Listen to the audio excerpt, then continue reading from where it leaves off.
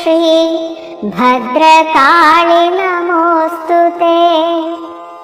दारुकादिमहादुष्टदानवौखनिषूदने दीनरक्षणदक्षे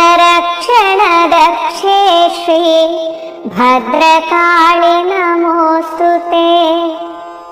चराचर जगन्नाथे चन्द्रसूर्याग्निलोचने चामुण्डे चण्डमुण्डे श्री भद्रकाळि नमोऽस्तु ते।